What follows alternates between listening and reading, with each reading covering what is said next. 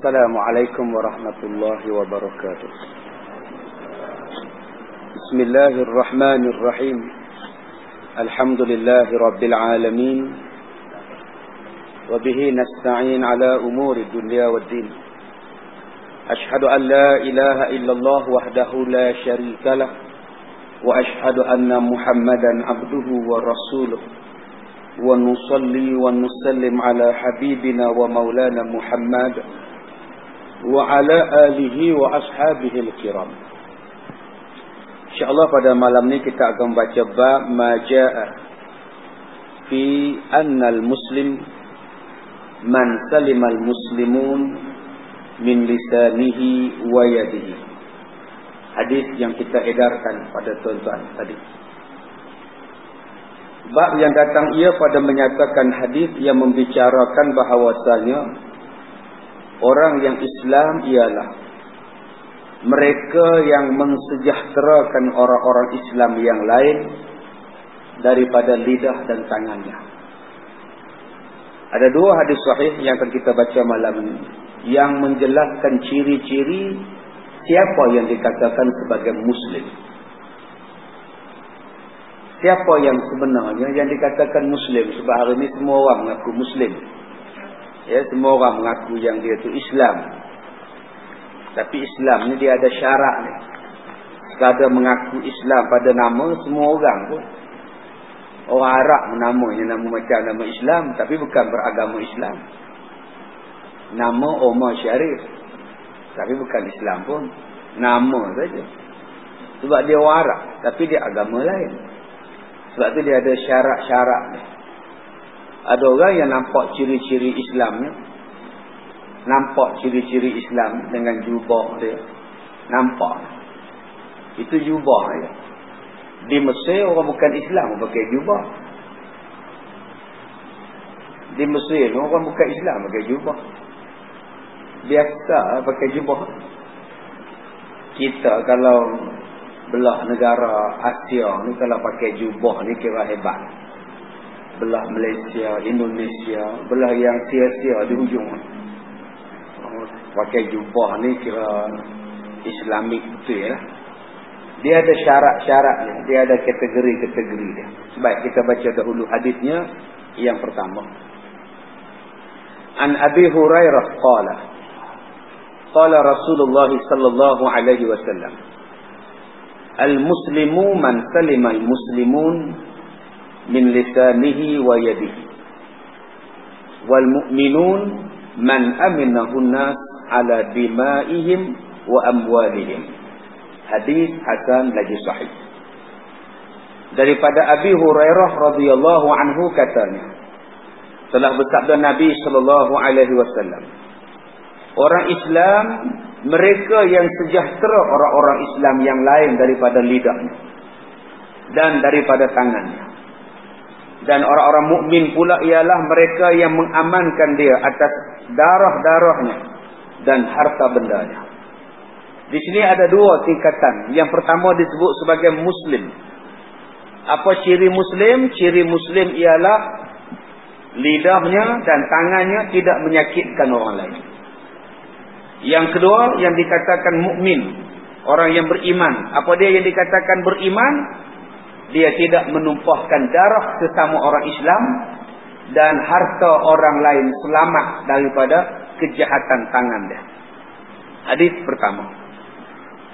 Hadis kedua. An Abi Musa al-Asy'ari anna an-nabiy sallallahu alaihi wasallam su'ila ayyul muslimina afdal? Qala man salima al-muslimuna min lisanihi wa yadihi.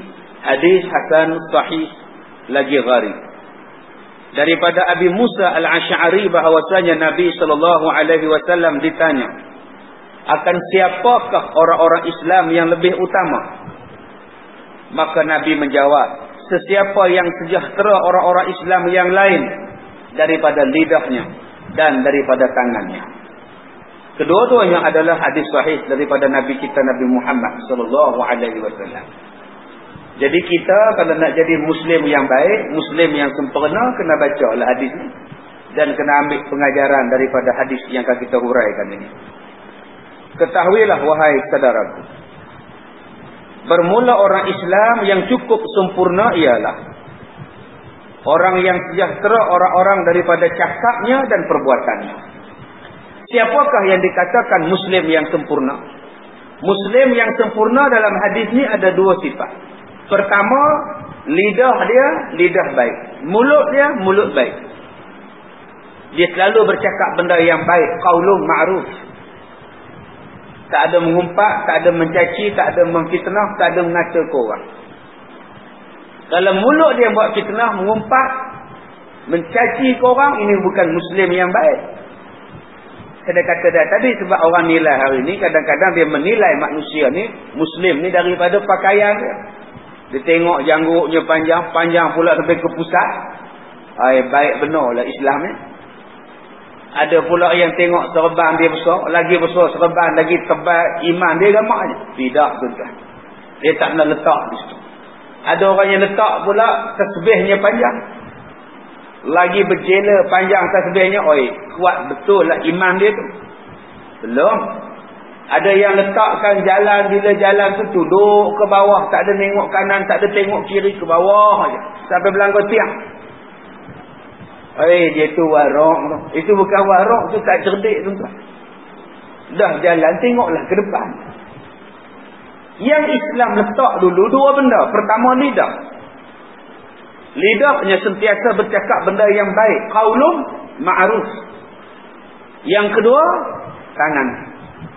Ni, tangan ni tak buat jahat. Tuan-tuan cuba tengok tangan tuan-tuan ni. Suruh buka, dia buka. Suruh genggam, dia genggam. Suruh penampar, dia penampar. Apa yang tangan ni? Melainkan orang lumpuh je. Orang lumpuh je tangan tak nak ikut. Tangan tak nak ikut bila lumpuh. Tapi kalau tangan sihat, kita kata dekat tangan, genggam, dia genggam. Dia tak pernah bantah tangan. Rupa-rupanya dia tak bantah di dunia. Di hari kiamat dia akan report kepada kita. Dia akan report pada Allah. Ni jangan lupa. Tangan ini yang akan lapor kepada Tuhan. Apa yang kita buat dengan tangan.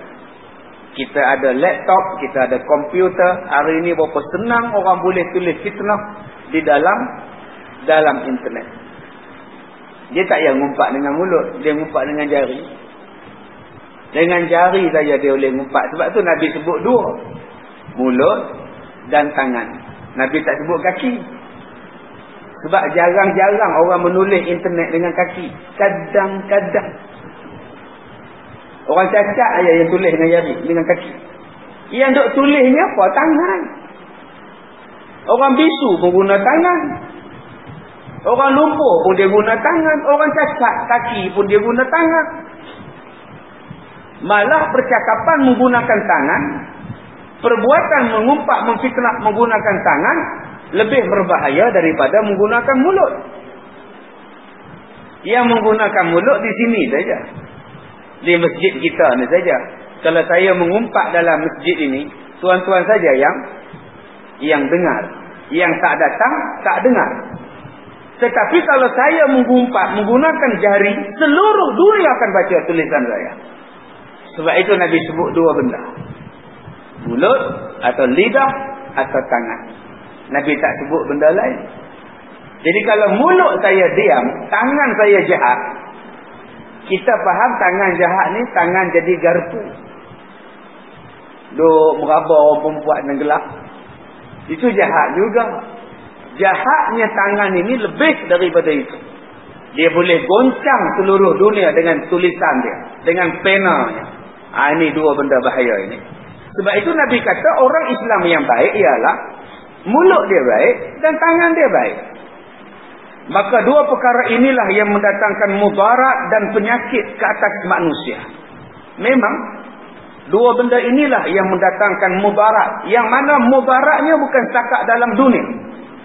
Mulut kalau silap cakap, bukan dalam dunia saja, dia akan berpanjangan sampai hari kiamat. Jaga-jaga tuan-tuan, kita sebut pada dia dengan mengumpat. Dia kata aku akan dakwa kamu di hari kiamat. Maknanya dia dakwa kita di hari kiamat. Siap. Baru ni di Malaysia tu penyanyi hebat meninggal dunia. Ahmad Jais. Jangan cik adiklah saya rindukan bulan tu. Segunung Intan, sebudi gunung apa nama ke? Segunung budi apa nama lagu dia. Meninggal dia. Cuba ingat balik. Aku ada dosa tak dengan Ahmad Jais? Ada tak aku ngutuk dia? Ada tak aku ngumpat dia? Ada. Dia nunggu kita di hari kiamat. Bayangkan tuan-tuan. Itu baru Ahmad Jais. Jais Ahmad. Berapa banyak Ahmad yang kita umpat? Bukan sekadar Ahmad Jais. Macam-macam jenis Ahmad. Ahmad CB, Ahmad C, Ahmad B, Ahmad K, Ahmad Y. Berapa banyak Ahmad yang kita umpat? Baru Ahmad saja. Belum nama-nama yang lain. Bila kita umpat, tak sempat minta maaf sebelum dia meninggal, maknanya urusan umpatan kita tadi akan disimpan di hari kiamat. InsyaAllah. Ni lidah. Sebab tu saya ajak pada tuan-tuan dalam CD saya, dalam ceramah saya. Saya kata ahli-ahli tasawuf, dia didik tangan. Dia didik tangan ni, kadang-kadang didikkan dia pada anggota dia, menyeksakan badan dia. Ada orang yang bila dia buat dosa, dia tengok orang jahat, dia tengok orang buat, dia rasa diri dia jahat, dia rasa diri dia berdosa, dia berguling di tengah padang pasir yang panas. Dia buka baju, dia berguling tengah padang pasir yang panas itu. Orang tanya dia, kenapa kamu buat macam ni? Dia kata, sebelum aku dibakar di hari kiamat, biarlah aku seksakan hidup aku dulu macam ni.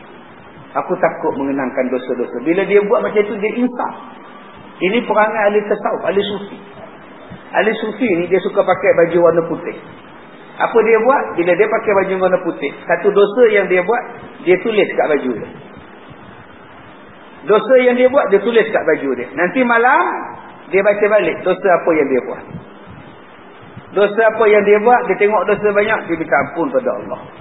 Kita sekarang tak payah pakai baju putih. Kita sekarang tak payah lagi nak tulis kesalahan kita dekat baju. Letih basuh. Tulis dekat iPod, iPad, semuanya ada sekarang. Ni, dekat laptop ni boleh tulis. Balikkan baca balik. Apa yang dah aku buat? Minta ampun pada Allah. Kaji balik apa benda yang kita buat. Benda yang akan menyusahkan kita di hari kiamat ialah lidah. Lidah. Tengok orang gemuk, kata. Gemuk gila. Siap lidah. Tengok isteri dia kurus pula. Kurusnya tahan ke? Tuan-tuan tengok suami gemuk, isterinya kurus. Sibuk je fikir. Tahan ke? Begitu. Ada kita minta maaf pada dia? Tak ada. Urusan berlangsung di hari kiamat. Jaga tu. Itu sesama manusia. Dengan binatang. Dengan binatang. Dengan Tuhan. Ya, dengan Tuhan pun banyak. Bila Allah turunkan hujan, marah pada hujan. Bila Tuhan turunkan kemarau, kita marah pada kemarau. Bila Allah berikan angin, kita marah kepada angin. Lidah kita maki angin. Lidah kita maki cuaca. Lidah kita maki apa-apa yang berlaku pada diri kita. Maka orang macam ini, dia bukan orang Islam yang baik.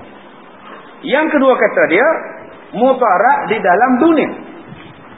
Berapa banyak angkara daripada tangan dan angkara daripada mulut menjadikan susah dalam dunia. Saman menyaman kerana tangan.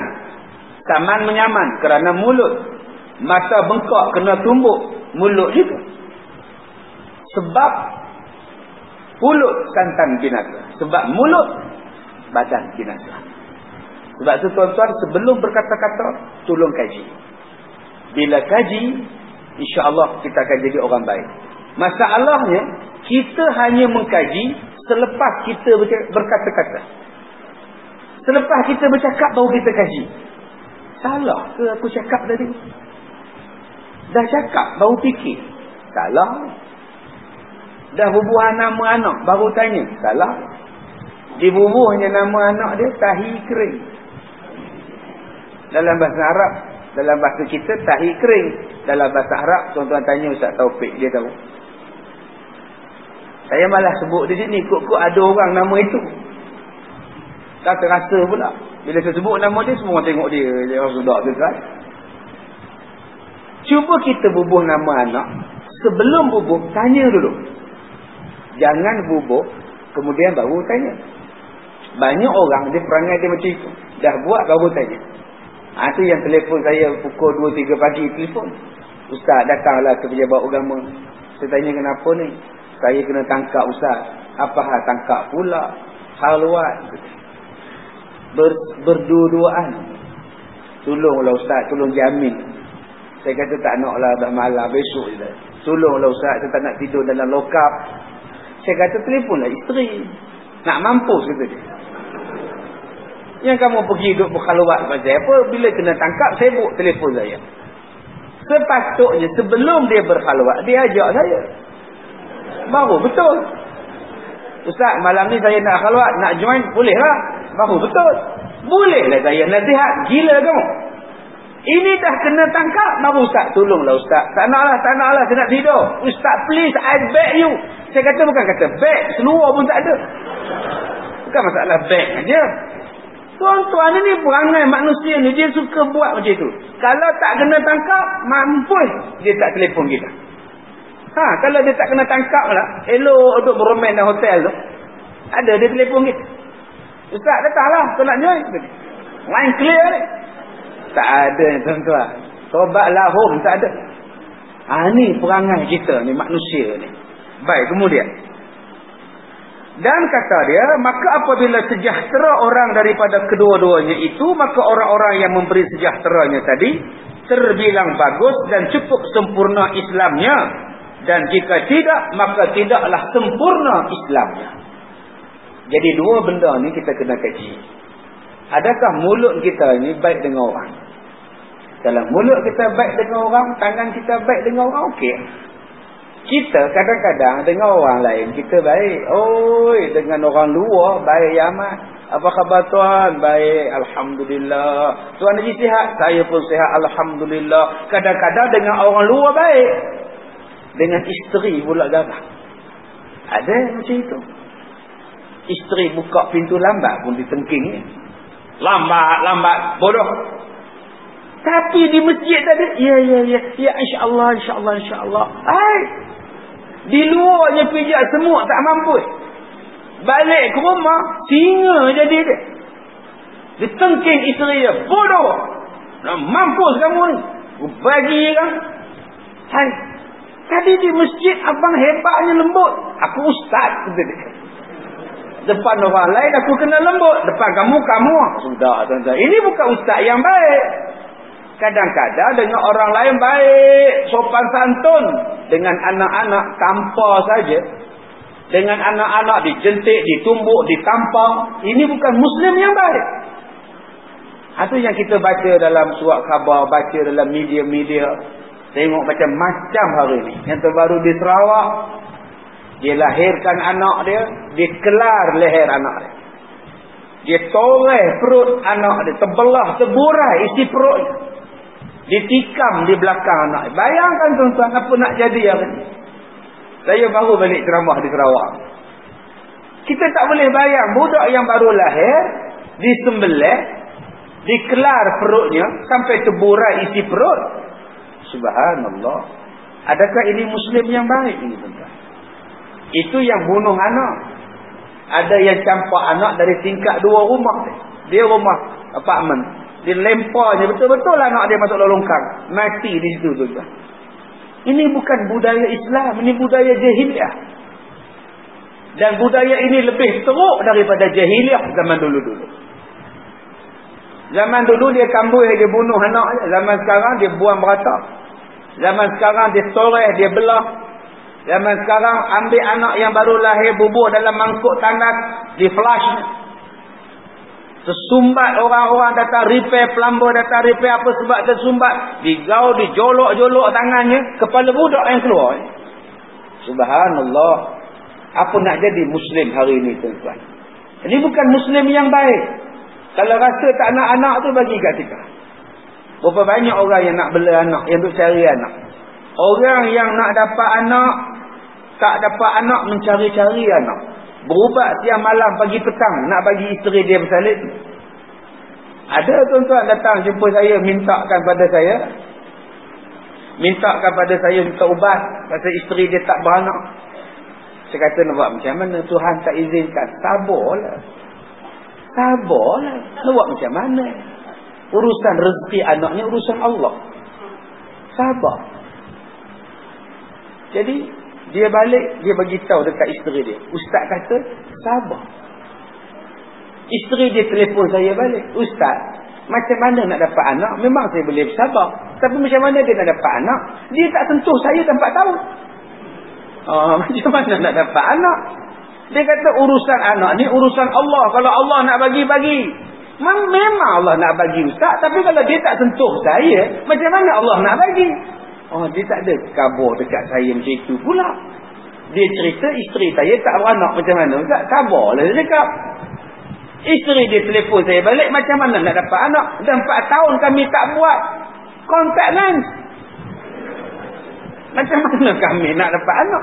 Ya tak ya juga. Apa punya suami?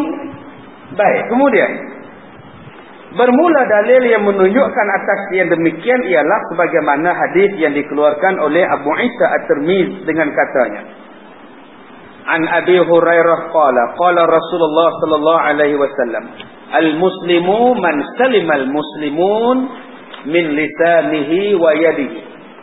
Diriwayatkan daripada seorang sahabat Nabi sallallahu alaihi wasallam, namanya Abu Hurairah radhiyallahu anhu.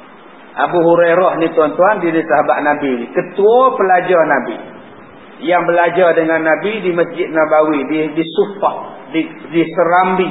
Masjid Nabawi ni dia ada Serambi, Sufah. Di situlah lebih kurang 300-400 orang yang belajar dengan Nabi. Sistem pondok pengajian yang berasaskan agama yang mula-mula dalam sejarah dunia ni.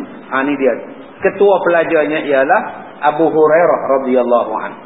Mereka belajar dengan Nabi 10 tahun. 10 tahun mereka belajar, 18 tahun keluar. Umur 18 tahun keluar. Apa jadi? Jadi governor. Apa jadi? Jadi hakim. Apa jadi? Jadi general. 18 tahun boleh jadi hakim. 18 tahun boleh jadi governor. Mu'adz bin Jabal jadi governor usia 18 tahun. Zaid bin Harithah, Usamah bin Zaid jadi governor dalam usia yang belasan tahun. Hasil didikan Nabi. Ada yang menjadi ulama yang besar, nama dia Abu Hurairah. Dia pernah jadi governor, kemudian dia berhenti jadi governor, dia jadi pengajar sepenuh masa.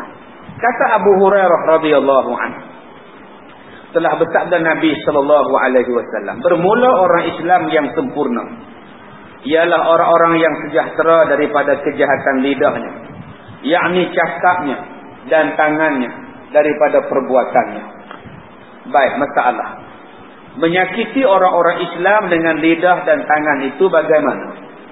Bagaimana yang dikatakan menyakitkan sesama Islam dengan lidah dan tangan? Sesungguhnya menyakiti orang-orang dengan lidah seperti mempermaki. Nabi sebut sibabul muslim fusuq. Memaki sesama Islam adalah fasik. Memaki sesama Islam fasik. Tuan-tuan ni untung duduk di Singapura. Budaya maki-memaki ni kurang. Alhamdulillah, tuan-tuan bersyukurlah tuan-tuan duduk di sini. Tak ada dengar maki pun. Saya masuk dalam tandas, tak ada conteng tandas. Cuba tuan-tuan pergi negara seberang sana. Negara kaya lah. Allahu Akbar. Masuk dalam tandas, tak jadi buang air tuan-tuan. Baca dulu. Padahal nak masuk tandas tu dah nak buang dah. Buka, tutup pintu je. Jenuh baca. Daripada nombor telefon G, Bosnia semuanya ada. Depan je, Bosnia 019-563. G banyak pula. Tengok pula sini pula. Bewak, celaka, semuanya ada pula dah. Subhanallah. Saya pergi dekat Kedah, satu masjid. Tandas dia, dinding dia, semua warna hitam. Gelap gelita tuan-tuan. Saya tanya dekat Tok Siap, kenapa yang dihitamkan dinding ni? Senang Ustaz. Dia memang tak ada nak conteng lagi. Bubuh warna putih, dia orang conteng. Bubuh warna biru, dia orang conteng. Bubuh ini pun warna conteng. Pengurusi masjid kata, kita taruh warna hitam. Langsung gelap tuan. Tak nampak apa dah sekarang. Nak conteng dah hitam. Siapa nak baca? Subhanallah. Tuan-tuan sendiri kami di sana maki letih tuan-tuan. Ustaz pun kena maki. Tak betul je ustaz tercakap dengan fahaman dia. Celaka punya ustaz. Astagfirullahalazim. Celaka. Tuan-tuan, kalau kita tak tutup aurat, nama dia fasik. Fasik. Selamberok. Yang perempuannya pakai seluar pendek, laki-lakinya pakai seluar panjang. Pelik tuan-tuan. Nyamuk tak ada. Sepanjang tu datang masjid tuan-tuan itu bisa nampak pendek dia boleh pakai. Tak ada nyamuk ke? Lepas-lepas hujan ni nyamuk banyak. Tak menutup aurat, fasik. Tak semayang, fasik. Tidak puasa, fasik. Kita yang semayang selalu kita ngumpat orang yang tak solat. Itu orang tak solat tu. Apa nak jadi tu? Ustaz, suami saya tidak solat. Dia nak jadi wali anak saya nak kahwin. Ustaz, macam mana Ustaz? Fasik. Tapi kita lupa, kita maki orang, kita juga fasik. Tapi dengan sebab kita pakai serban, dengan sebab kita ada janggut sejemput, seolah-olah halal ngumpat orang. Kita halal tengok tuan. Apa yang pakai mendedak aurat nanti dibakar di hari kiamat. Bodoh. Udah dibodohnya pula. Bukankah maki itu fasik? Kenapa tak pergi cakap elok-elok dengan dia? Pergi cakap elok-elok. Bagi stiker, bagi CD saya pun cukup lah. Aurat wanita. Berani bagi. Siapa yang berani bagi tuan-tuan? Sebab tu kita kena ada hikmah, keberanian. Nak cakap boleh, tapi jangan sampai orang marah. Jangan sampai orang marah. Sebab tu bercakap dengan hikmah, dengan penuh kasih sayang. Lama-lama orang ikut. Kita sekarang bila maki-maki, siapa nak ikut? Kalau saya ceramah suka maki orang, siapa nak ikut ceramah saya? Bodoh, bewak, baral, lembu. Silat-silat air mineral ni kena hidung tuan-tuan. Sebab tu kita tak boleh maki, kita kena doa, kita kena pujuk dengan kasih sayang. Kita nak ajak orang bersedekah, bagus. Tapi jangan panggil orang haji bakhil. Kamu ni tak badan dengan kaya, tapi bakhil, haji bakhil kamu ni. Dia tak sedekah tuan-tuan. Dia kena hantar cikgu murni. Barulah dia bagi 10 kayu, kain putih. Berapa kayu cikgu murni nak? Kata dia. Terpulanglah pada Tuan Haji Bakir. 10 kayu cukup. Kata dia. Cukup tuan-tuan. Aduh, kalau orang laki-laki RM1 je dia sedekah tuan-tuan. Untuk anak-anak yatim RM1 je dia bagi. Lalu ambilkan RM1, bagikan pada cikgu ni. Kata dia. RM1 tu Haji. Budak-budak tak boleh makan dia banyak-banyak. RM1 cukup. Datang cikgu murni, 2,000 dia bagi. Ini Tuan Haji Bakir yang bagi. Tuan-tuan, kalau tuan-tuan ngutuk orang Haji Bakir, dia tak bagi dia. Dia kena pujuk dengan kasih sayang. Balik rumah buka surah Al-Haqqah juzuk 29. Allah bagi peringatan untuk orang-orang yang kedekut. Orang kaya yang kaya tapi kedekut. Dibalut badan dia dengan 70 hasta rantai daripada api neraka. Bayangkan tuan-tuan balik rumah nanti, tuan-tuan ambil rantai 70 hasta, tuan-tuan balut badan tuan-tuan. Nampak ke tak nampak badan? Daripada kaki sampai ke kepala 70 hasta dibalut, tak nampak apa tuan-tuan. Allah sebut kerana mereka tidak memberikan makan kepada fakir miskin. Tak bagi makan pada fakir miskin. Dia bagi makan pada ikan. Ikan tu dia bagi makan. Dia beli ikan sampai 5,000. Ikan arwana. Begini dia melipat ikan tu, dia tengok. Balik pada masjid dia tengok je ikan tu. Cantik. Dalam akuarium. Cantik. Ikan tu pun bangga. Ikan tu boleh angkat kepala kat dia. Apa dia tengok? Sombong dia rupa ikan tu tuan-tuan. Saya pun suka tengok arwana, tapi saya tak suka beli. Buat apa? Beli baik sedekah anak yatim. Ikan tu duduk dalam kolam. Dah tentu ada rezeki dia. Yang kita sibuk-sibuk pergi ambil dia, bubur dalam rumah tu pasal apa? dah kena bagi makan pula. Kalau kita tak beli dia, tak ambil dia, letak je dalam kolam tu, ada jaminan rezeki untuk dia. Tapi kita rajin. Kita pujuk orang hutan. Kita bela orang hutan di Sabah ni pujuk. Datanglah, meh datang. Modalnya pisang 1 lori. Orang hutan pun datang. Kita pun bela dia, akhirnya kena bagi makan 10,000 sebulan. Kalaulah dia terus kekal di Borneo, tak ada siapa tak kisah makan dia, sebab Allah jamin rezeki dia. Yang kena jaga ialah insan, haiwan ini memang Allah dah pelihara dah. Tetapi bila kita memelihara haiwan, ingat dia adalah tanggungjawab kita. Hari ini kita baca dalam surat khabar, dalam paper. Di Filipina orang gantung anjing dengan penyidai baju, penyangkut baju. Menor anak anjing tuan-tuan. Udah macam kain disidai. Nak bela binatang, hatta anjing sekalipun, jaga hak-hak binatang itu. Manusia disuruh menjaga sesama manusia, besar pahala. Apatah lagi yang dijaganya ialah anak yatim. Yang dijaganya ialah fakir miskin. Ustaz, kita orang di sini tak ada orang miskin lah Ustaz. Tak ada orang di sini, pergi dekat negara lain. Di mana yang tidak ada miskin? Semua negara orang ada miskin. Di Somalia orang miskin. Dahlah miskin kemarau pula. Dahlah kemarau perang saudara pula. Cuba tuan-tuan tengok di Somalia. Kesian. Anak-anaknya kurus, kecil. Kepala je besar, badan kecil, metot, kebulok. Yang saya herannya, dahlah kemarau. Anak kecil pula. Ada masa pula. Itu yang kita heran. Dalam air tak ada tu, sempat juga beranak. Bila masa dia buat menung. Saya kadang-kadang fikir dah pada fikiran saya ni tuan-tuan. Kita yang air banyak, duit banyak, anak pula tak ada. Ada yang pelik. Demo yang air tak ada, duit tak ada, anak pula berselerak dalam tudung, bawah tudung, mengandung. Itu jaminan rezeki yang Allah Ta'ala bagi. Allah Ta'ala bagi rezeki. Sebab itu tuan-tuan, kalau orang miskin datang minta sedekah, jangan maki. Jangan maki pada orang miskin yang minta sedekah. Kamu torture dia dulu, kamu balon dia dulu, kamu basuh dia dulu, kamu bagi dia RM2. Bagi dia $2. Perbuatan kamu tu Allah murka. Sebab kamu bagi dalam keadaan yang tidak kamu redha kepada Allah. Tidak redha.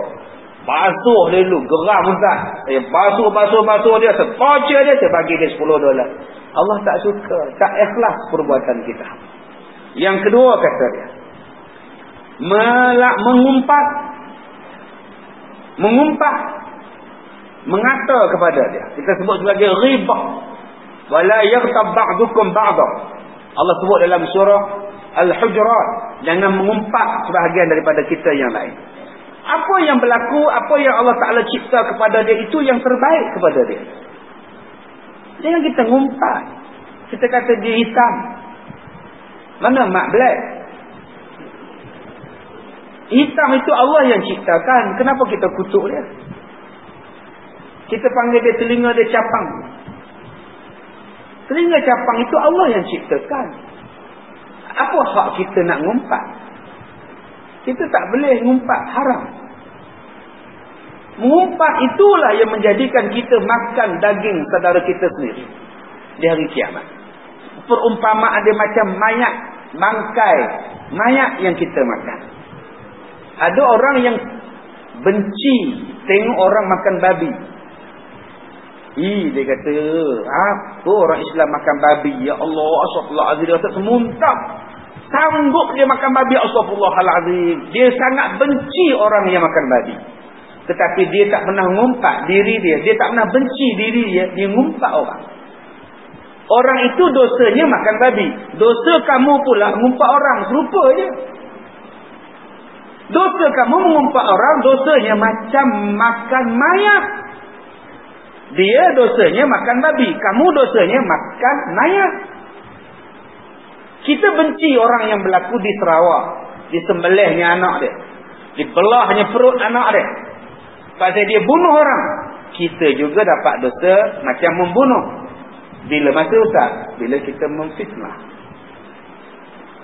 Bila masa kita memfitnah, dosanya lebih besar, beratnya daripada membunuh. Sebab itu bila saya buka internet, saya tengok macam-macam orang fitnah saya. Macam-macam. Kadang-kadang saya senyum. Kadang-kadang saya sebut Alhamdulillah banyaknya pahala aku. Pahala aku free. Orang lain buat pahala banyak-banyak, di-postnya masuk dalam akaun saya. Sebab mereka memfitnah saya. Seronok tuan-tuan. Sebab itu kalau tuan-tuan difitnah, tuan-tuan jangan anggap fitnah itu satu benda jahat. Fitnah itu satu benda yang baik pada tuan-tuan. Sebab tuan-tuan dapat pahala percuma. Dengan syarat fitnah itu bukan tuan-tuan yang buat. Ataupun tuan-tuan yang menjadikan benda itu fitnah. Contohnya apa? Tuan-tuan pergi minum di sebuah restoran bukan Islam. Tuan-tuan minta teh kosong, teh o kosong. Dia bubur dalam gelas yang tulis Carlsberg, Tiger. Kita pun minum sambil tengok Manchester lawan Manchester City. Tengok relax, tengok MU lawan MC. Kalahlah MC, dia cuti. Jadi tuan-tuan, tengah kita duk minum tu, lalu sahabat kita, abang, itu kan Ustaz Kazim. Tapi dia minum Tiger, abang. Jadi dua orang tu, ya Allah, tak sangka kan? Ya Allah abang, kita bakar je CD dia abang. Nanti balik rumah kita bakar je kita. Jadi yang nak bakar itu pun berdosa sebab dia memfitnah saya. Saya juga berdosa yang kamu gatal pergi minum dalam bekas. Kalau sebut depan orang ramai tu buat apa? Dia boleh mendatangkan fitnah. Jadi jangan kita cakap berdosa you all. You all tuduh I minum arak. I tak minum arak tau. Berdosa you all. You all pun berdosa juga. You yang menyebabkan kami berdosa. Dua-dua tuan-tuan. Sebab itu jangan menyebabkan dalam busuk. Wala tulqu biaidikum ila tahlukah. Jangan campakkan diri kamu dalam satu benda yang membinasakan kamu. Yang mengumpat dosanya mengumpat. Yang kita ni pula dosanya menyebabkan orang mengumpat. Tapi kalau kita tak buat apa-apa yang salah, kita tak buat benda yang salah, kita tak buat benda yang boleh mendatangkan syak, yang mendatangkan was-was, orang kata pada kita, alhamdulillah, pahala ibadat dia dapat pada kita, alhamdulillah. Okey Ustaz, kalau orang maki Ustaz, okey, Ustaz nak jawab tak? Tak payah jawab. Dosa maki ada 3. Dosa maki ni ada 3. Pertama, dosa memulakan makian. Yang kedua, dosa memaki. Yang ketiga, dosa menyakitkan hati orang. Ada 3 dosa kalau maki orang. Pertama, dosa memulakan makian. Dia cakap, oi, celaka kamu. 3 dah dosa dia. Satu, dosa memulakan. Yang kedua, dosa menyebut celaka itu. Yang ketiganya, dosa menyebabkan orang sakit hati dengan dia. Okey. Bila orang maki Ustaz, Ustaz diam. Ustaz dapat apa? Saya dapat pahala. Alhamdulillah. Okey Ustaz, kalau Ustaz jawab balik, Ustaz, kamu celaka. Saya pun jawab, kamulah celaka. Maka orang tadi daripada 3 dosa tinggal 2. Sebab dosa nombor 1 saya dah potong. Bila saya balas je, kamulah celaka. Maknanya satu sama. Tinggal lagi 2 untuk dia. Kalau saya lebih teruk daripada jawab, Ustaz, kamu celakalah. Kamu lagi celaka. Bewak, bangang. Saya pula dah potong lagi 1 lah. Sebab itu tuan-tuan, bila orang maki tuan-tuan, diam. Diam saja. Alhamdulillah, tuan-tuan dapat 3 pahala. Dia dapat 3 dosa. Tapi sakit hati Ustaz? Tak apa. Sakit hati pun tak apa. Keluar cepat-cepat. Jangan duduk di situ. Baik, kemudian. Yang ketiga, melaknat. Melaknat ini yang kita sebut sebagai mel'un. Iblis tu. Iblis tu Allah Ta'ala panggil mal'un, yang dilaknat. Orang kita pula sebut mal'un, betul. Maknanya kita dah berbahasa Arab lama dah tuan-tuan. Kebolehan kita berbahasa Arab rupanya dah lama dalam bab melaknat ni. Mal'un punya orang. Mal'un tu nama iblis tuan-tuan. Laknat ke atas iblis. Jangan laknat. Disambung petir lah kamu. Jangan. Sebab tu kalau kita tengok orang naik motor laju, terkejut kita. Wang! Kejut kita. Mampuslah kamu. Jangan. Sebut pada dia. Barakallah. Habis sebut kat dia. Ini pergi sebut. Celakalah kamu. Jangan. Itu melaknat. Kita bukan pelaknat. Orang Islam bukan orang pelaknat. Orang Islam ialah orang yang suka mendoakan. Orang Islam adalah orang yang suka mendoakan benda yang baik-baik. InsyaAllah tuan-tuan berubah. Kita kalau tengok orang yang tak berapa baik, ingat kita pun baru baik je. Kita tengok orang yang tak pernah datang masjid, kita pun baru setahun datang masjid. Dulu kita pun liar juga. Kita tengok orang yang tak menutup aurat, kita pun baru 2 tahun sejak balik haji tutup aurat. Itu pun balik haji. Kita pun baru aja. Kenapa kita tak dakwah pada dia? Sebab tu saya terbitkan CD-CD yang bertajuk artis. Saya terbitkan CD-CD yang menyebut ingat mati. Supaya orang terbuka pintu hati dengar. Dalam ketawa dia boleh berubah. Dalam berubah mudah-mudahan dia boleh insaf. Sebab tu saya seronok ada 3-4 orang artis yang telefon saya. Dia kata, Ustaz, saya selalu ikut pengajian Ustaz. Jadi saya nak berubah, saya nak tutup aurat. Apa pendapat Ustaz? Saya kata wajib tutup.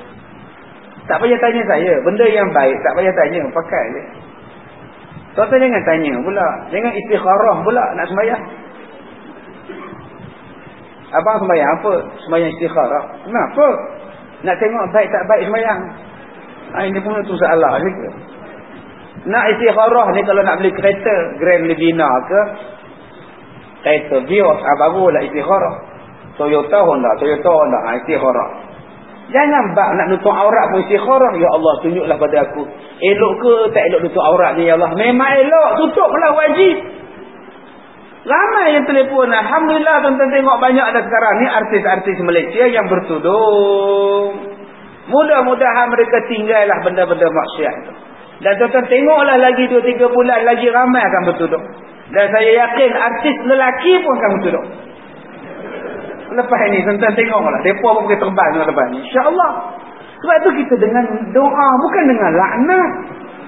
Kalau laknat. Bila kita laknat pada orang, sebenarnya laknat itu akan kembali balik pada kita. Kalau kita tak kena, laknat itu akan kembali pada anak cucu kita. Kita kata pada anak dia. Kita kata pada anak dia. Patutlah bapak pun teruk, anak pun teruk, dua-dua hantu. Tunggu tuan-tuan, silap-silap anak kita jadi hantu raya. Jadi jahat. Sebab dia akan terbalik-balik pada kita. Yang keempat, mengeji. Mulut mengeji. Jangan mengeji makanan. Itu rezeki. Sedap tak sedap, diam. Sedap, Alhamdulillah. Tak sedap pun, Alhamdulillah. Itu rezeki. Beli buah rambutan masam, Alhamdulillah. Agak-agak masam, buat jeruk manis balik. Apa susah? Jangan mengeji nikmat yang Allah Ta'ala bagi. Yang kelima, jangan menyumpah orang. Jangan menuduh orang. Dan menyakiti dengan tangan ialah dengan perbuatan seperti mengambil harta orang di belakang matanya dan tidak dengan izinnya, dan menipu daya orang atau dibinasakan harta orang dan badannya dan lain-lainnya, termasuk menyihirkan orang. Bukanlah seorang Islam yang baik apabila dia menyihirkan orang. Sekarang ni tuan-tuan, di Malaysia nak digubah satu undang-undang akta sihir.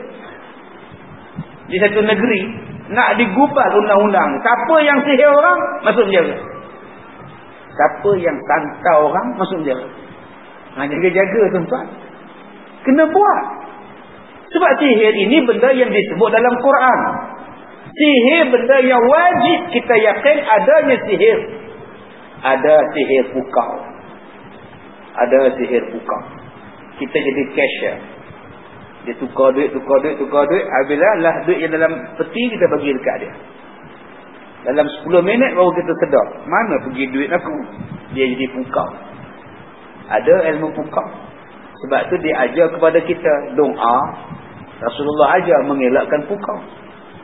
Penyakit ain. Bismillahirrahmanirrahim. A'udzubillahilazim. Baca doa tu. A'udzubikalimatillahit tammah min kulli syaitanin wahama wa min kulli ainin lamah. Adanya sihir. Jahat ni tuan-tuan. Qul huwallahu ahad. Sampailah qul a'udzu birabbin nas. Tuan-tuan buka 3 surah tu, 3 qul. Qul a'udzu birabbil falaq, qul a'udzu birabbin nas.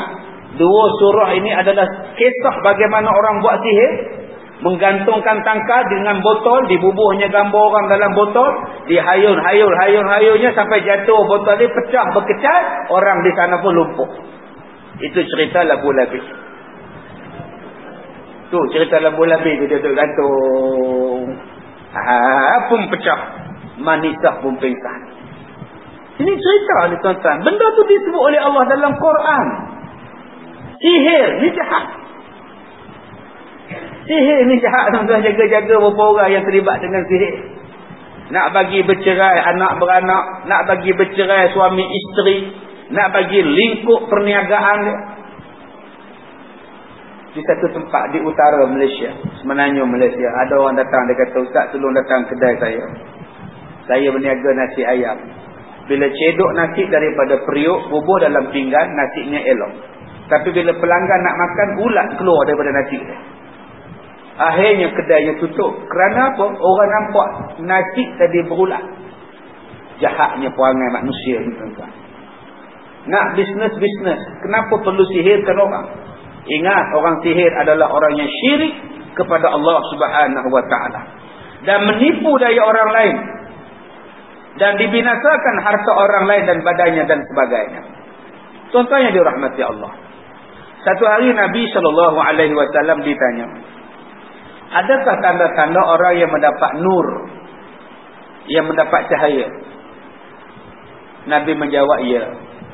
Ada tanda-tanda orang yang mendapat cahaya. Semua benda ada tanda, tuan-tuan. Semua perkara dalam dunia ni ada tanda. Mana ada benda tak ada tanda? Ustaz, mati tak ada tanda, Ustaz? Mati pun ada tanda. Mati pun ada tanda. Mana ada tanda mati, Ustaz? Kan bapak kamu dah mati. Itulah tanda kamu akan mati. Kan mak kita dah mati. Itulah tanda satu hari kita akan mati. Bukankah atuk kita telah meninggal? Itulah tanda kita juga akan pergi. Bukankah kubur ada di sepanjang jalan? Itulah tanda kita akan masuk dalam kubur. Itu tandanya. Saya balik daripada Langkawi hari Ahad lepas. Orang telefon saya di Al-Ustaz. Ustaz, saya ni Ustaz. Ya, ada masalah apa? Semalam Ustaz, saya mimpi bertemu dengan Rasulullah. Saya tak sangka, Ustaz. Jumpa Rasulullah. Mimpi yang benar. Mimpi jumpa Rasulullah, tuan-tuan. Mimpi jumpa Mike Tyson biasa. Ini jumpa Rasulullah. Betul. Ya. Saya cakap tentera Ustaz.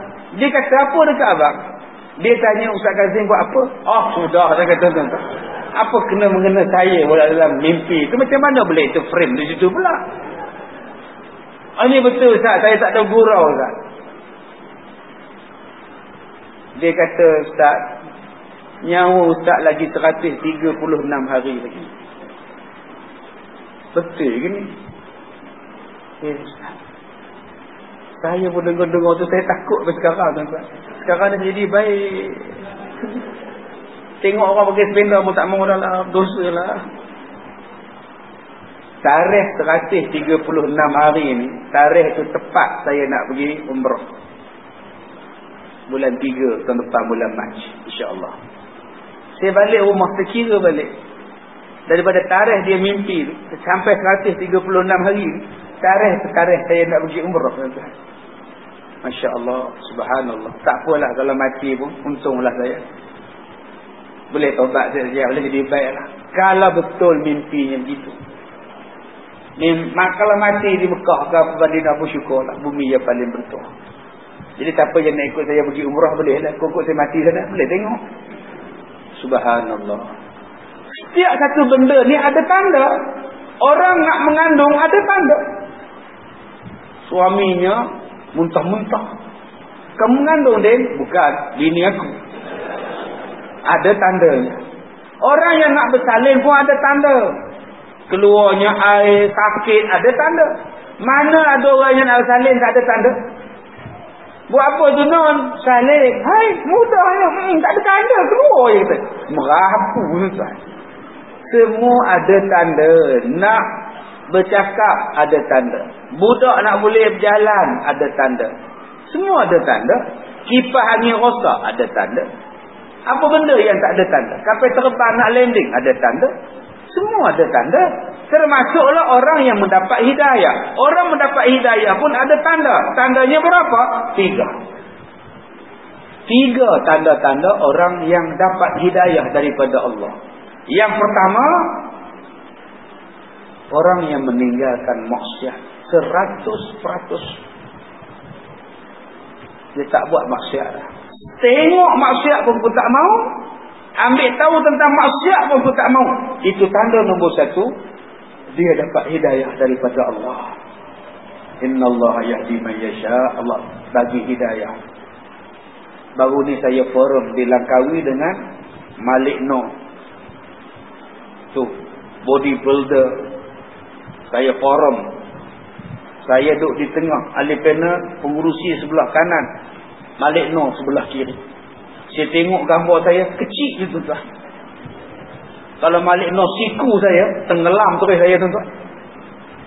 Malik Noh badan juara Asia 8 kali. Dulu pakai seluar sependa itu kan.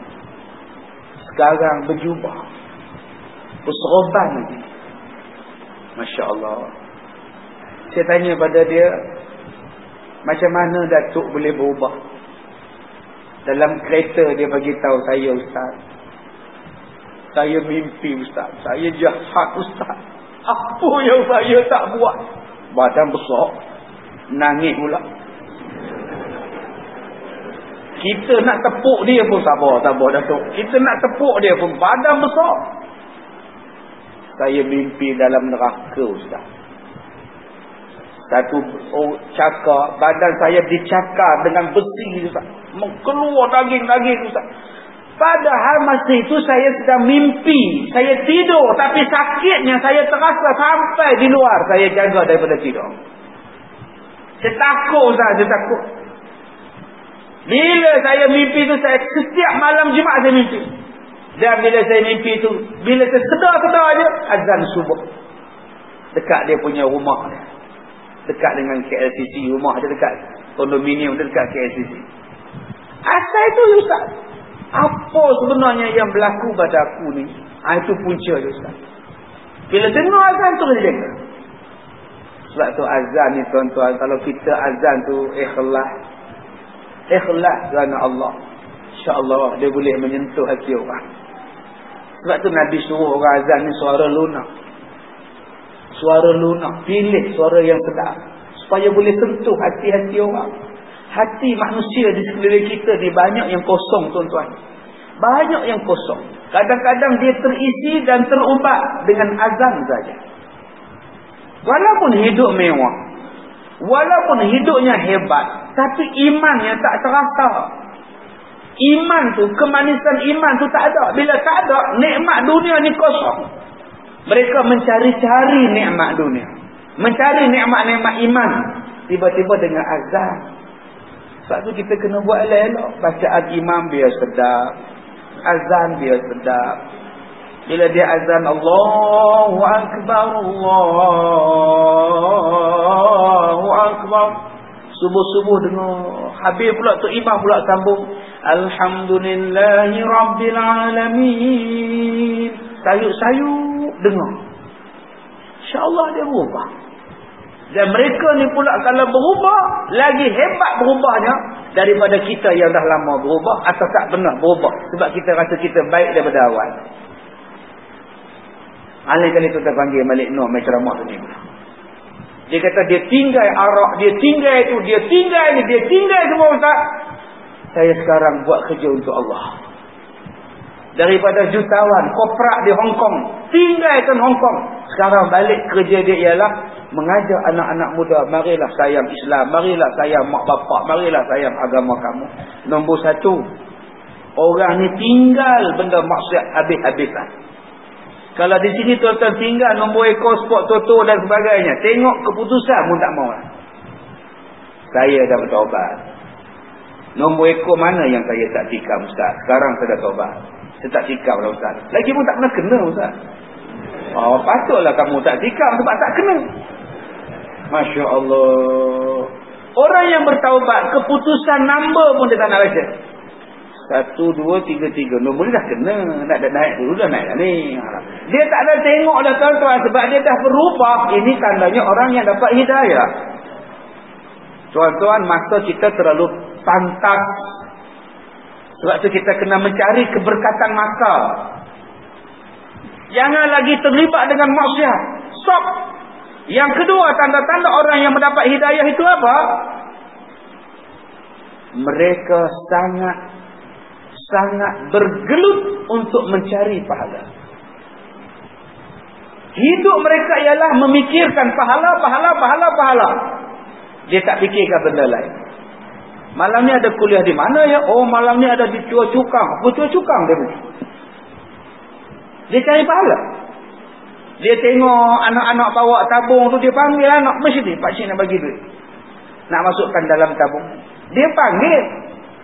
Ini tidak. Budak tak datang. Siapa nak aku nak masukkan dalam karung? Budak tak datang. Oh, rupa-rupanya karung sudah datang depan hidung kamu, baru kamu nak bagi. Panggil, sini. Sedekah. Sebab itu kalau orang datang rumah kita, ketuk kita, jumpa kita, minta sedekah, ucap terima kasih pada dia. Sebab dia membawa pahala pada kita. Terima kasih anak. Pagi-pagi dah datang minta sedekah. Untung pakcik dapat duit. Alhamdulillah. Saya dulu buat masjid. Saya ni kegemaran saya. Mana saya duduk, mana saya tinggal, saya akan buat masjid, saya akan buat sekolah, saya akan buat surau di tempat saya tinggal.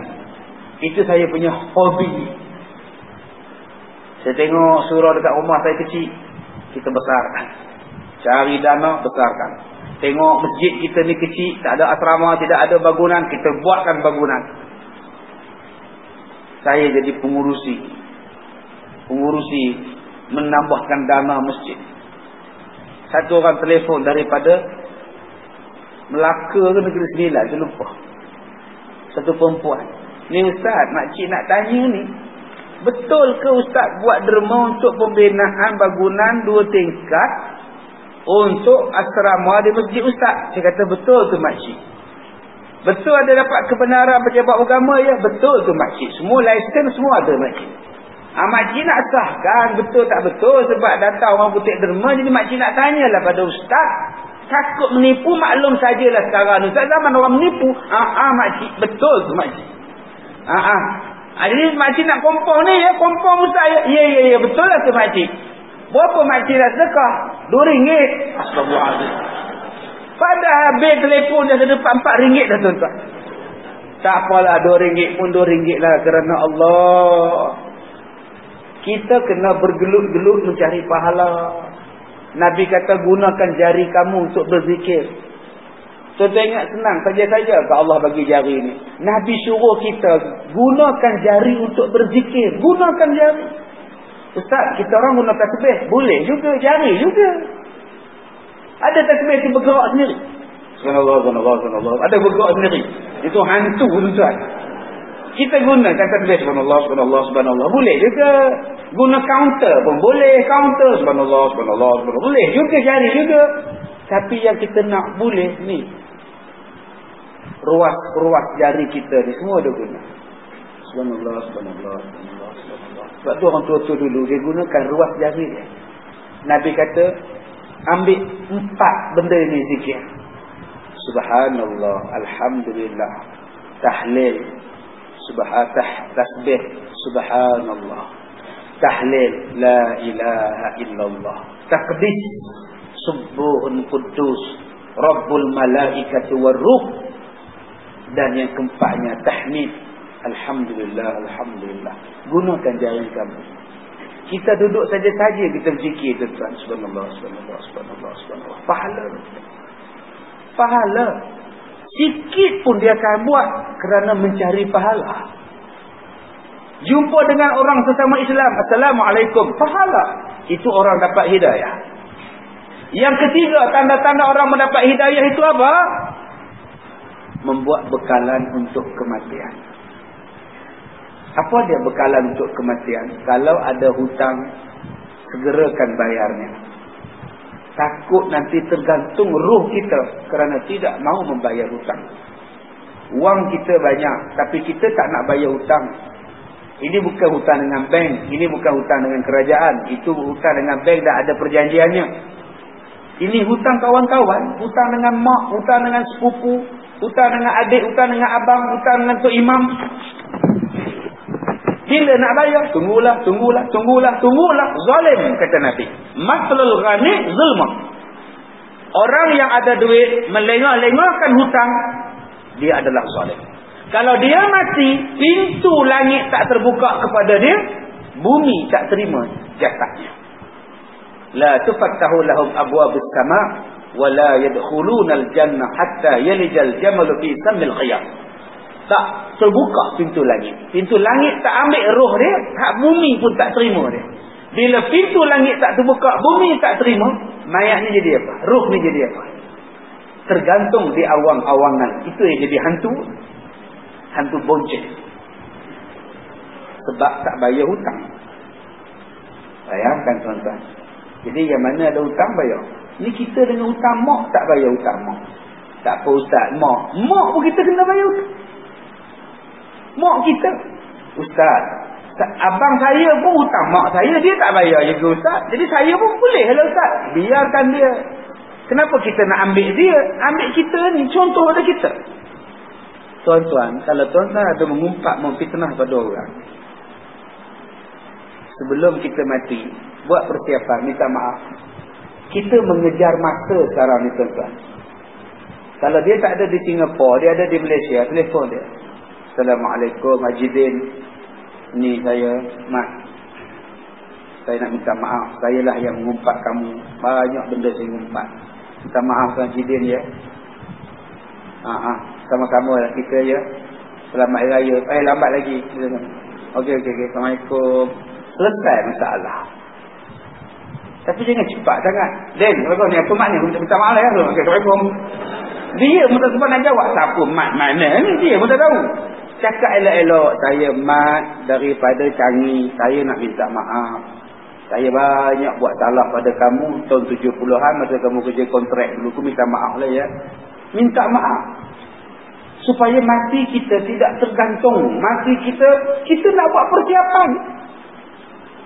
Persiapan yang pastinya.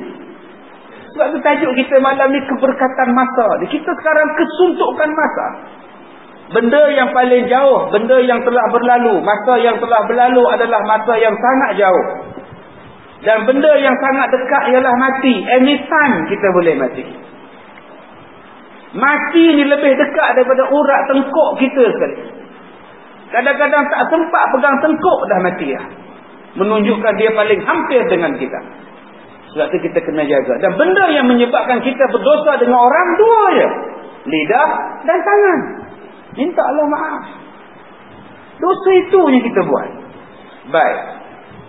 Muslim yang menyakiti orang-orang Islam dengan lidahnya dan tangannya. Muslim yang menyakiti orang Islam dengan lidahnya dan tangannya, tidaklah ia Islam apabila dipaham daripada zahir hadis tadi. Padahal ittifaq ulama mendatangkan rukun Islam yang 5, iaitu Muslim dengan nas dan ijma'. Telah diterangkan dalam masalah 154 akan maksud Islam dalam hadis ini ialah Islam yang sempurna. Maka dengan makna hadis yang demikian, apabila seseorang orang Islam menyakiti lidahnya dan tangannya akan orang Islam yang lain, Dia bukanlah Muslim yang sejati, bukanlah Muslim yang sempurna, tetapi bukanlah dia kafir.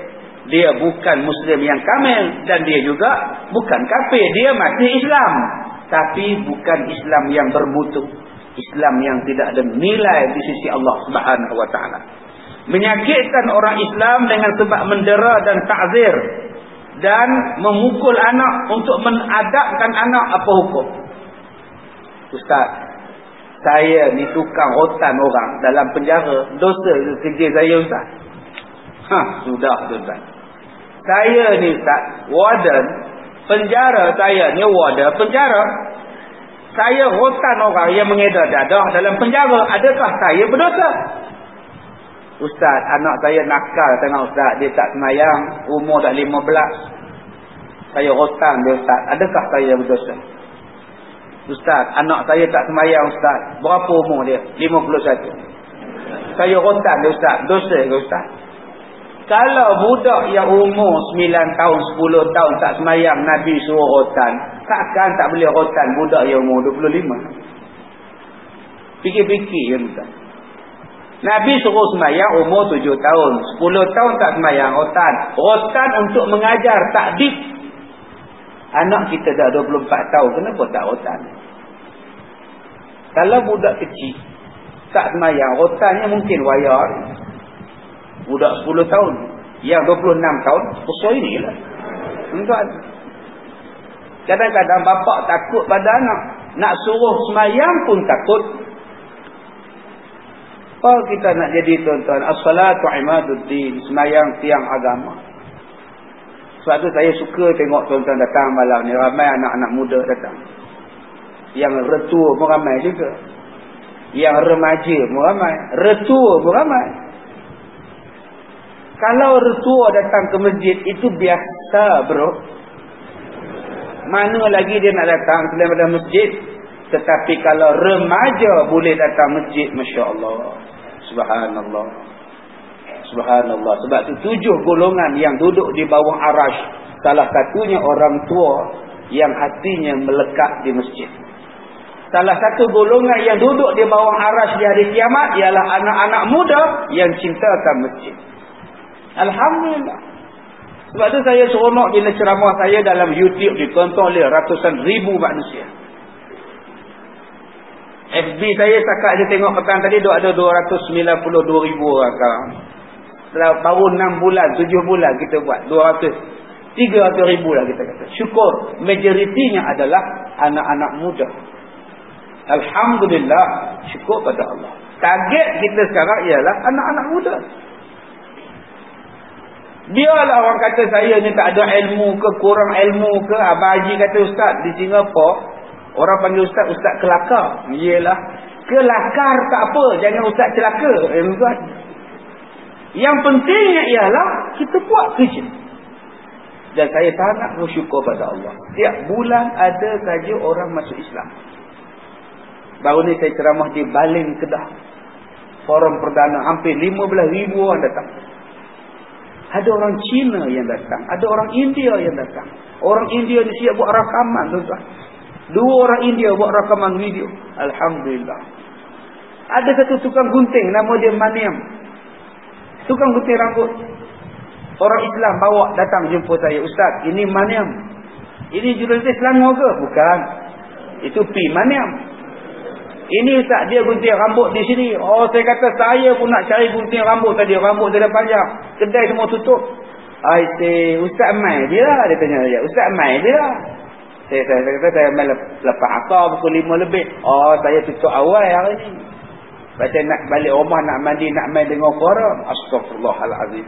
Orang bukan Islam. Saya tanya dekat dia, abang selalu dengar ceramah saya. Tiap-tiap hari saya buka CD dalam kedai saya. Astaghfirullahalazim. Bukan Islam pasang CD. Saya puas hati tuan-tuan. Hati saya berbunga-bunga sangat. Pasal apa?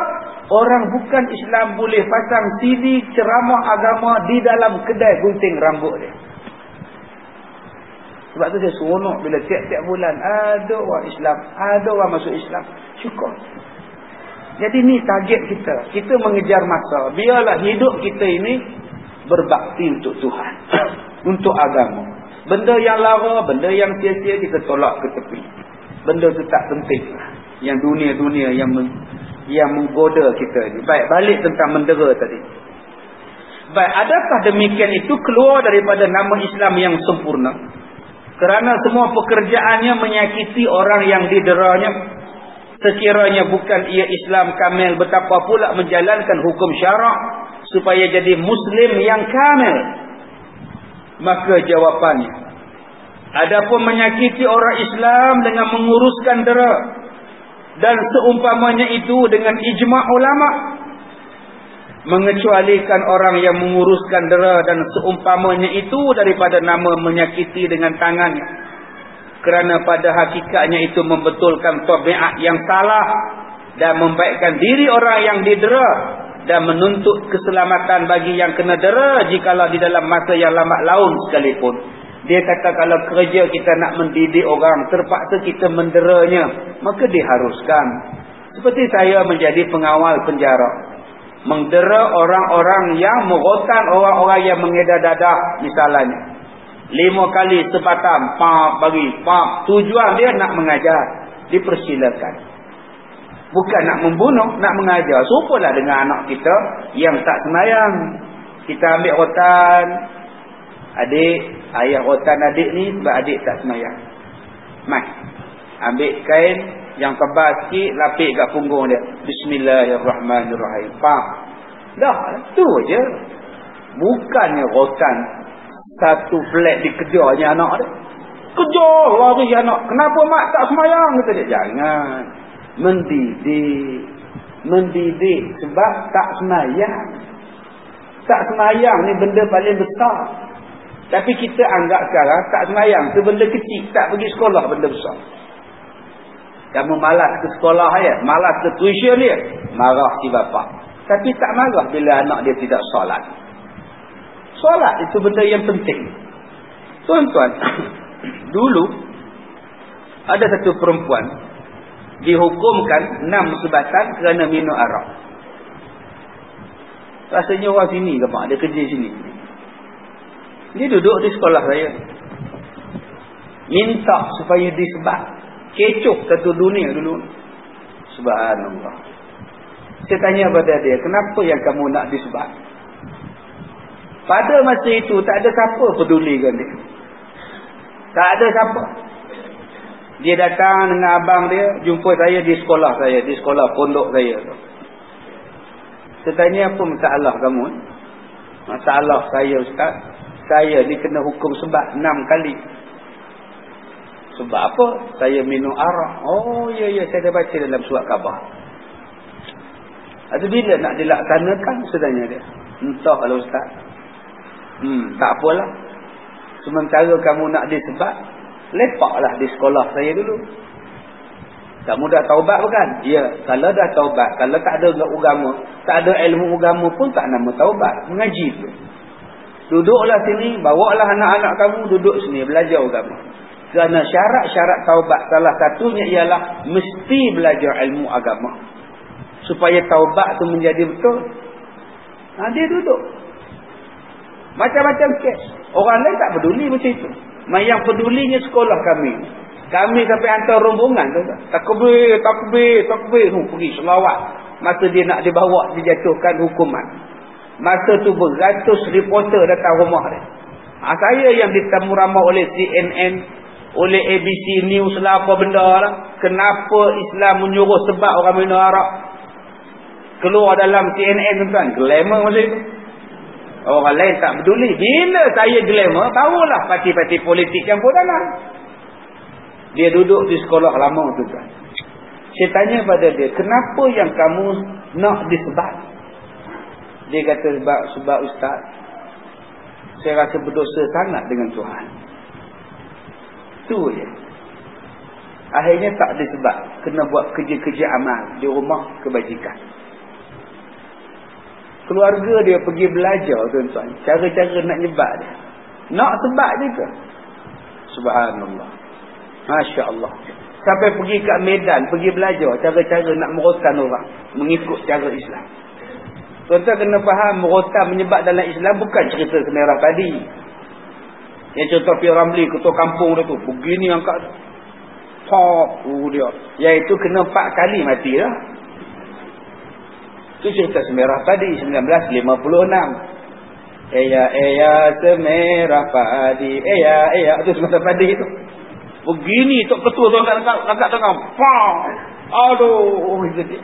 Kalau itu tuan-tuan, 10 kali patah riuk dah. Saya jumpa dengan orang yang dipenjarakan paling lama di Malaysia. Dia dipenjarakan lebih 30 tahun dalam penjara Malaysia. Keluar pada penjara, dia datang sekolah saya. Saya tanya dekat dia, abang kena berapa kali sebat? Dia kata 5 kali sebat. Seminggu sekali ke, sebulan sekali ke, apa ke Abang Haji? Dia kata, Ustaz, 5 kali. 5 tu sehari je. Bukan hari ni masuk, piak, balik, besok datang pula. Tak ada, hari ni 5. Sakit Ustaz. Berapa lama saya tak boleh tidur menelentang. Saya kena tidur menerak Ustaz. Tak boleh. Sakit Ustaz.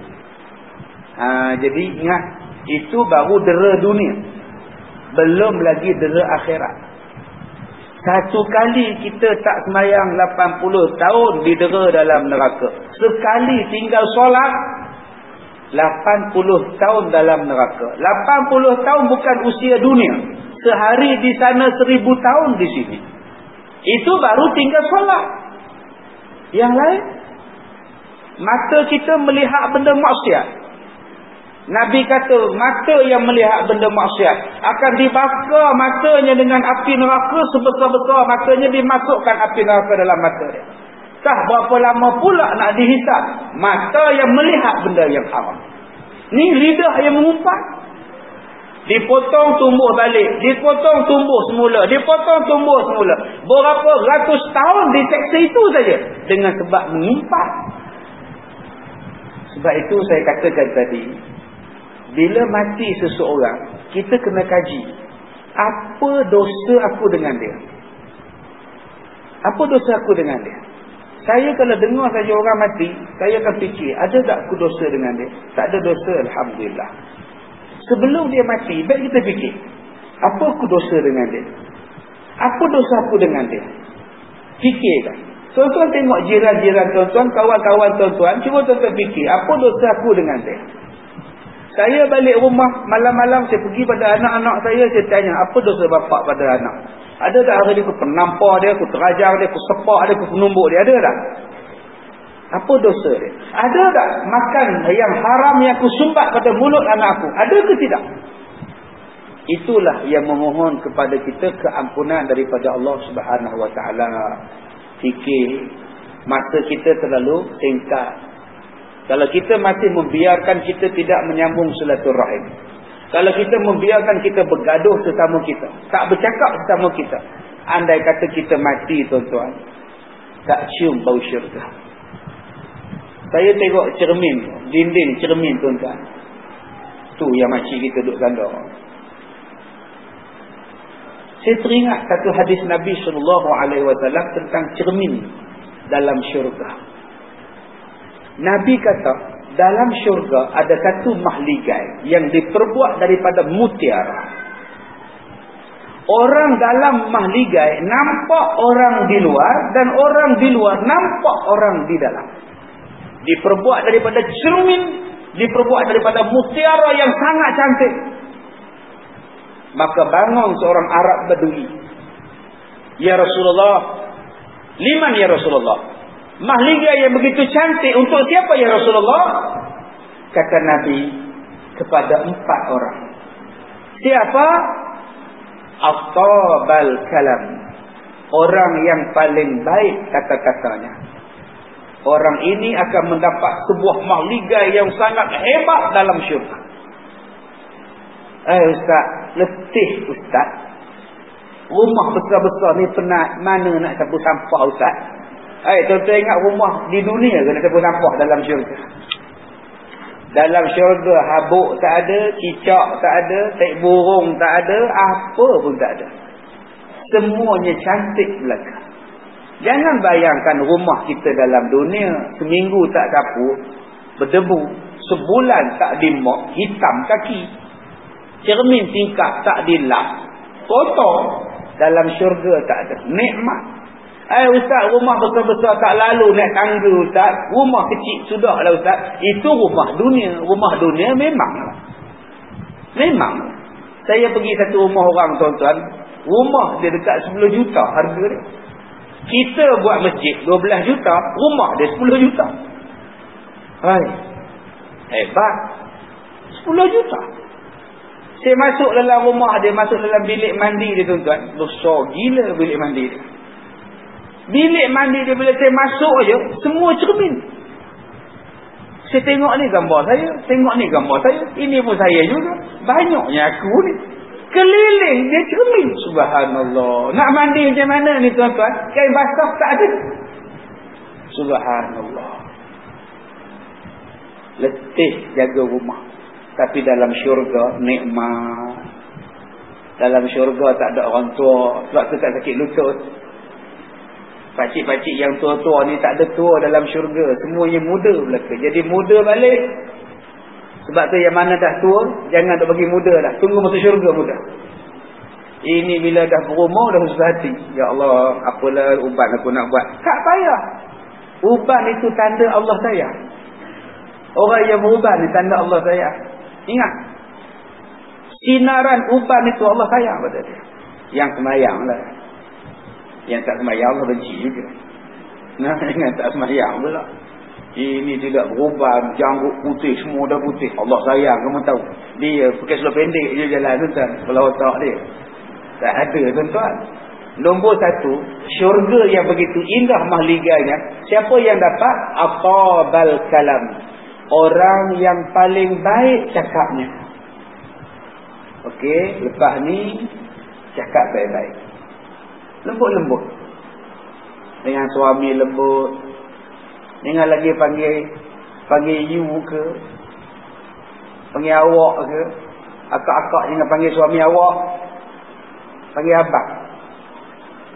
Hormat. Ni awak. Awak tak pergi ke ceramah Ustaz Kazim? Tak payah. Awak. Nanti jadi burung awak. Panggil abang. Abang. Datanglah. Abang. Lembut bahasa ni. Abang-abang pun pada akak-akak macam tu juga. Lembut. Ayang. Anja. Bahasa tu lembut. Ini hoi-hoi. Sementara dah tu hamba Allah. Hoi. Pekak betul orang tua ni. Dia nama Allah. Nak buat macam mana dia dah pekak. Oh, datang jumpa saya minta ubat. Ustaz, ada ke ubat pekak? Mana saya tahu, pergi ke hospital lah, pakai alat bantuan pendengaran tu. Semua nak berjampi, semua jenuh pula saya. Pekak lah benda untung. Aman je. Tenang. Dia pekak. Orang bunyi horn tu ada. Nikmat tuan-tuan orang pekak. Subhanallah. Isteri Nabi Yunus kuat beletek. Isteri Nabi Yunus kuat beletek. Tapi Nabi Yunus sabar. Dia tak balas, dia tak jawab. Sampai anak murid Nabi Yunus tanya, sahabat Nabi Yunus tanya, kenapa tuan tak marah, isteri tuan beletek je? Kata Nabi Yunus, sebenarnya aku yang minta isteri macam itu pada Tuhan. Kurniakanlah isteri macam itu pada aku. Sebab bila isteri banyak macam itu, banyak ujian pada aku sabar, aku cepat masuk syurga. Jadi tuan-tuan, kalau isteri tuan-tuan kuat beletek, sabar. Tuan-tuan cepat masuk syurga. Akak-akak rajin-rajinlah beletek ya. Cepat-cepatlah suami masuk syurga. Sabar. Jangan duk maki suami isteri. Perempuan yang paling jahat ialah perempuan yang buka aib suami dia pada perempuan yang lain. Membuka aib suami boleh menuntut hak. Kita ke pejabat agama menuntut hak. Suami saya tak pulang. Suami saya tak bagi nafkah. Suami saya pukul saya. Suami saya dera saya. Ya itu kena cakap. Tetapi membuka aib yang lain. Aib rahsia tempat tidur. Dia ceritanya lawan di ofis tu bercakap. Laki aku macam ini. Laki aku macam ini. Jadi haram tu. Sejahat-jahat. Jaga-jaga. Nombor 1.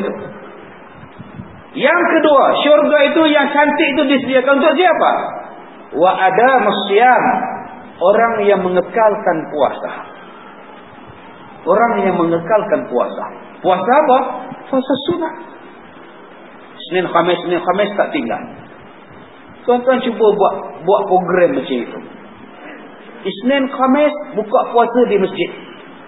Amalkan budaya buka puasa. Malam ni katakan malam Khamis, besok hari Khamis. Malam Rabu, malam Khamis, hari Khamis. Bagi tahu tuan-tuan, besok hari Khamis kita puasa sunat. Jadi siapa yang nak puasa sunat, sila berkumpul petang besok jam 6.30 petang kita buat tahlil, kemudian kita buat buka puasa sama-sama. Asalnya Tok Imam dengan Tok Siak dengan Tok Bilal 3 orang je buka dekat belakang. Tapi bila ramai orang datang, Tuan Haji buat apa? Kita orang puasa sunat, sekarang nak buka puasa, tumpang. Padahal dia tak puasa pun. Minggu depan cuba tuan-tuan tengok. Minggu depan cuba tuan-tuan tengok. Lama-lama meriah orang di sini. Kita jadikan Isnin dan Khamis adalah puasa sunat untuk masjid kita. Nama pun Istiqamah. Boleh. Benda ni dibuat di kampung, di satu tempat. Bila waktu buka puasa, walaupun bukan puasa Ramadan, Isnin Khamis, satu kampung bawa makanan. Sebab mereka tahu ini adalah hari puasa sunat. Masing-masing bawa tapawai, masing-masing bawa siang, mangkuk tingkat bawa. Satu kampung tuan-tuan, di Parit Perak. Saya mengajar sebulan sekali masjid. Jadi bila satu kampung bawa makanan, seronok tak? Makcik nak bawa ikan goreng, makcik leha bawa tempoyak, gulai. Makcik tipah tertipu bawa udang masak merah. Subhanallah. Mak ngah leha bawa nasi putih. Haji Mat bawa gulai, Haji Dolak bawa air, Haji Din bawa siang kosong. Dia kerja nak bongkir buat balik. Lama-lama tuan-tuan, aman. Seronok tuan-tuan. Cuba buat. Tapi Ustaz, Isnin Khamis beratlah Ustaz. Kalau begitu, puasa 3 hari je sebulan. Bila Ustaz? Nabi suruh kita puasa 13, 14, 15. Setiap bulan.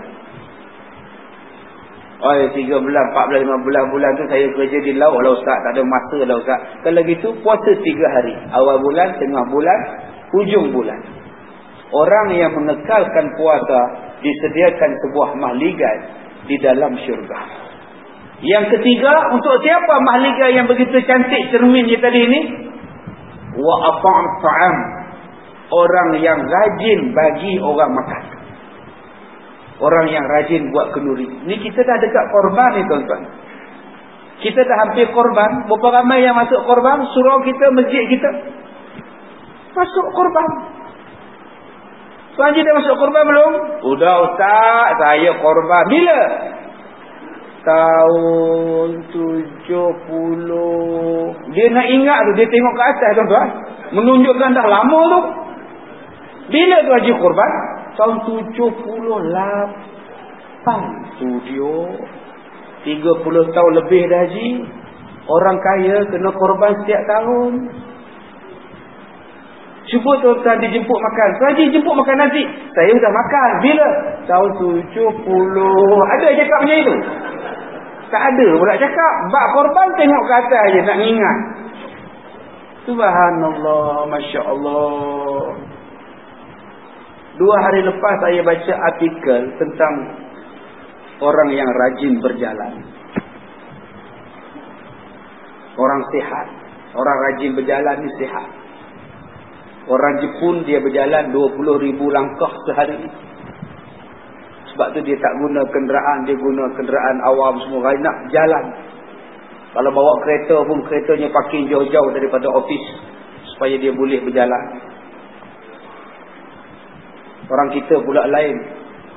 Kalau parking kereta, kalau dekat masjid, kalau boleh kereta-kereta tu nak masuk dalam masjid, punya malahnya nak parking jauh-jauh. Tak tahu tu, malah berjalan. Bukankah Allah sebut dalam surah Al-Mulk, huwallazi ja'ala lakumul arda zalulan famshu fi manakibiha. Allah bagi kemudahan pada kamu di dunia ni, berjalanlah kamu. Allah kata siru fil ard, berjalanlah kamu. Berapa banyak ayat tentang berjalan dalam Quran. Berjalan di sini kita boleh sebutkan sebagai menggembara, tengok negara orang. Dan berjalan pada zahir ayat ialah berjalanlah sungguh-sungguh, berjalan kaki. Istimewanya berjalan. Sihat tubuh badan. Sebab tu kegemaran saya ialah berjalan. Bukan menggembara saja, berjalan. Saya kalau ziarah orang sakit di hospital tingkat 8, saya naik tangga tuan-tuan, saya tak naik lift. Sebab saya nak berjalan. Bila berjalan, banyak kawan bertembung tengah tangga. Ustaz, mana? Tingkat 8. Jauhnya Ustaz. Tak apa, exercise. Tak lagi terjalan lagi. Assalamualaikum Ustaz. Waalaikumsalam. Nak mana Ustaz? Tingkat 8. Abang tunggu siapa? Isteri sakit. Allahu Akbar. Sabarlah abang. Ustaz boleh tolong doa? Boleh. Bismillahirrahmanirrahim. Orang minta doa. Doa. Dah jadi kawan. Naik tingkat 3 lah. Jumpa nurse. Assalamualaikum. Dengan nurse dia lain sikit. Dengan orang biasa. Assalamualaikum. Oh, gitu. Dengan nurse. Assalamualaikum. Lain sikit. Dengan doktor. Lagi. Assalamualaikum tuan doktor. Saya banyak kawan. Letih tingkat 4 saya rehat. Rehat sekejap. Saya banyak kawan. Lagi naik lagi. Jantung jadi sihat. Saya turun tangga pula. Orang panggil Ustaz. Lift kosong Ustaz. Tak apa. Saya nak naik tangga. Saya nak turun guna tangga. Saya rajin berjalan Ustaz. Alhamdulillah. Alhamdulillah. Bila kita ikut Quran. Jalan elok. Sebab tu saya katakan tadi tentang mata. Mata pun disebut oleh Allah dalam Quran. Tadi saya kata orang yang nak buat korban tu, bila tu Haji last korban? Tahun 70 dia tengok ke atas. Mata dia. Sebab tu orang buat kajian tentang mata. Dalam Quran berapa banyak tentang mata. Absar. Penglihatan mereka. Tengok mata. Sebab tu orang buat kajian tentang mata. Kalau dia berbohong, bil telefon sampai. Abang, ni bil nombor yang serupa banyak ni nombor siapa abang? Mana? Cuba baca. 00195 nombor siapa ni abang? Oh, 0195. Dia tengok ke kiri. Itu orang yang berbohong. Jaga-jaga tu. 019 tu kawan abang. Dia ada projek. Dia ada pola ikan. Tu nampak tu. Mata tu. Kalau tengok belah kanan, maknanya dia cuba mengingati benda yang betul. 019 kawan abang tu. Tu betul tu. Tu rahsia mata. Jadi yang mana datang suami isteri malam ni, tak boleh tipu. Kalau isteri dia test abang ni siapa abang? Dia tahu tak? Jadi yang mana datang seorang malam ni, untung balikkan test suami dia. Abang ni nombor siapa bang? 019 Ustaz Kazim tu. Pembohong yang amat. Ustaz Kazim 012. Mata boleh bagi tahu tuan-tuan. Subhanallah. Kita dah dekat dengan korban. Tuan-tuan tak nak korban ke? Nabi kata bagi orang miskin makan. Kalau di sini orang semua kaya-kaya tak, pergi ke sekolah saya. Jumpa dengan Khadijah. Korban di sekolah saya. 2 bas Singaporean akan buat korban. Pergi korban sana. Di sekolah saya berlambak orang miskin tuan-tuan. Yang sakit buah pinggang. 6 orang yang sakit buah pinggang. Yang papa kedana. Yang mak dibuang. Anak buang mak. Ada. Yang anak luar nikah. Orang saya pula. Orang miskin. Inilah korban mereka. Makan dengan mereka. Kami korban di sana tuan-tuan. Sembelih lembu. Hari ni sembelih, hari ni makan. Bagi mereka makan. Korban saya tahun lepas 24 ekor lembu. Dah tak larang. Banyak sangat. Tahun ini kita buat sikit. Letih. Pergilah tuan-tuan korban sana. Saya korban di sana. Saya bagi korban pada orang yang tak datang masjid. Tiap-tiap tahun kami survey. Apa kata survey? Siapa yang tak datang? Alamat, rumah, nama, alamat. Bila korban, kita hantar daging korban ke rumah.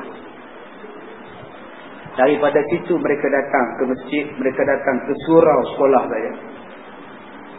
Itulah cara dia. Bubuh dalam peti, simpan dalam van, bubuh dalam plastik sekilo, buka pintu van, hantar ke rumah dia. Faham? Assalamualaikum makcik. Waalaikumsalam. Apa hal? Nak hantar daging korban. Oh, terima kasih. Nampak? Jatuh hati lah. Hantar lagi. Assalamualaikum makcik. Waalaikumsalam. Apa kehenya?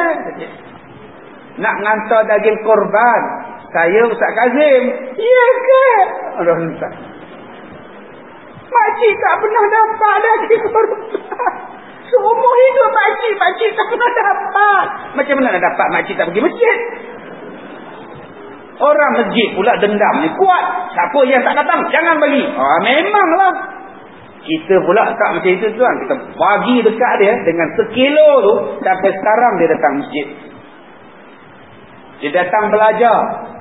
Sebab kita tahu. Dia tahu orang menghargai dia. Dulu mungkin dia kata orang masjid tak nak ziarah dia, orang masjid tak nak jumpa dia. Dia kata segan. Tapi kita cakap ambillah makcik. Cukup ke sekilo? Cukuplah Ustaz nak rasa. Datanglah makcik, sekolah dekat, belajarlah setiap pagi. Kena bayar yuran ke Ustaz. Makcik orang susah, tak payah bayar lah makcik. Free of charge. Makcik datang sajalah. Datang dia tuan-tuan. Ada yang datang ke sekolah saya tu mengangkang-angkang jalan tuan. Naik tangga sekolah tu gini, goyang sana. Alignment dah lari. Udah tak balance dah tuan-tuan jalan. Tapi masih lagi nak mengaji. Orang macam ni ikhlas tuan-tuan. Buat korban dengan dia. Demo daripada malam dah. Potong bawang, potong ubi, kentang semua dah. Besok nak makan ni ramai-ramai. Tambah-tambah pula dengar ceritanya orang Singaporean nak datang. Lagi ramai tuan-tuan. Seronok. Kita layan orang miskin. Sebab tu bila kita layan orang miskin, hati ni rasa puas. Bila kita jamu orang makan, orang miskin makan, hati kita sangat puas. Macam kita buat korban di Kemboja. Puas hati kita. Korban kita ada makan sungguh-sungguh, pahala yang besar menanti kita. Yang keempat, disediakan mahligai dalam syurga ialah untuk orang yang bangun sembahyang malam. Wasallillahi bil-laili wan-nasu niyamun. Dia sembahyang pada Allah pada waktu malam. Sedangkan orang lain sedang tidur. Allah sediakan mahligai. Yang di luar nampak di dalam. Yang di dalam nampak di luar. Di dalam syurga. Mahligai kepada dia. Tuan-tuan yang dirahmati Allah. InsyaAllah. Ya. Bila kita tengok benda ini. Sebenarnya masa kepada kita sangat terhad. Masa sangat sempit. Jadi peluang yang ada di tuan-tuan. Marilah sama-sama kita banyakkan amalan. Untuk mengejar masa. Kita sekarang mungkin berada pada separuh masa kedua kehidupan. Adik kita ni mungkin first half. Ni dia pasal dia muda lagi.